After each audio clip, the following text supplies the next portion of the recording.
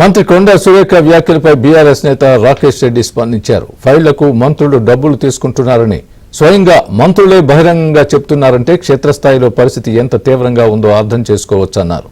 ప్రజల సొమ్మును లూటీ చేస్తున్నందుకు సీఎం రేవంత్ రెడ్డి ప్రజలకు క్షమాపణ చెప్పాలని డిమాండ్ చేశారు.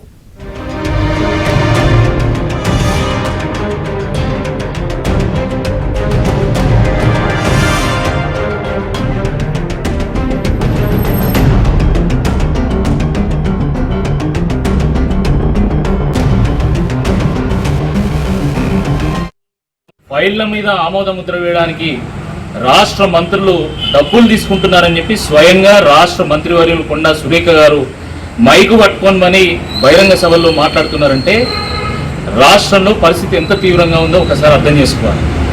ఒకవైపు మీరు ఖజానా మీద దొంగల్లాగా పడి పందికొక్కులాగా మేస్తూ ప్రజాస్వామ్యం దోపిడీ చేస్తూ ఉంటారు.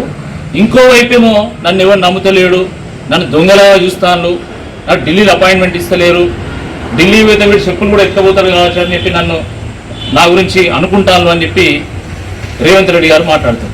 ఎందుకు ఈ దొంగ ఏడుపులు అంటున్నా నేను?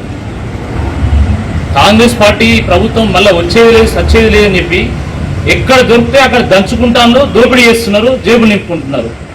మరి అలాంటప్పుడు ఖజానా అడగంటపోతే ఏం చేస్తుంది?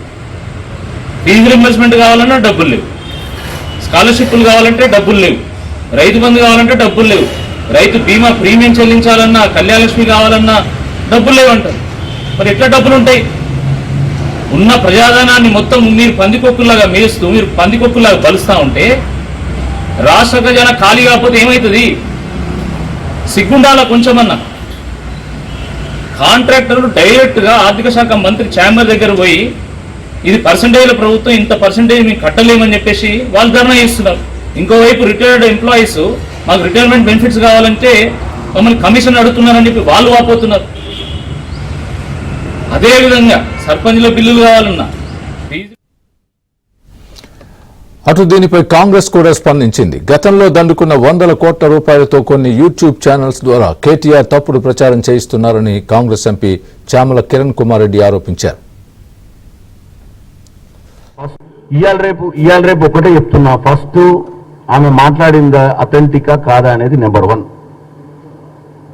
నెంబర్ 2, ఎందుకంటే వీళ్ళు ప్రతిసారి రాను అయ్యా పులి వచ్చే కథ ఉంటుంది చూసినావు. అయ్యా పులి వచ్చి అంటే పులి రాకుండా అయ్యని బయట లాస్ట్ పులి వచ్చినప్పుడు అయ్య రాలేదట.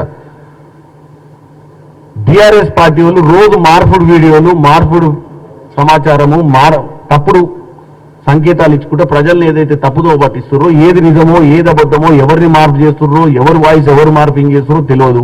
కొండా సురేఖ గారు మాట్లాడితే ఆమె స్పందిస్తుంది. ఏ సందర్భంలో అన్నది, ఎందుకన్నది, అనాల్సిన అవసరం ఎందుకు వచ్చింది, ఆమె స్పందించినప్పుడు దాని మీద ఆమె మా పార్టీలో సీనియర్ మినిస్టరు, ఆమెను ఎవరిని ఉద్దేశించన్నది ఆమె పరిధిలో ఉంటుంది. ఎందుకంటే ఆమె మాట్లాడింది అనేది ఆమె ఫస్ట్ ధృవీకరించాలి.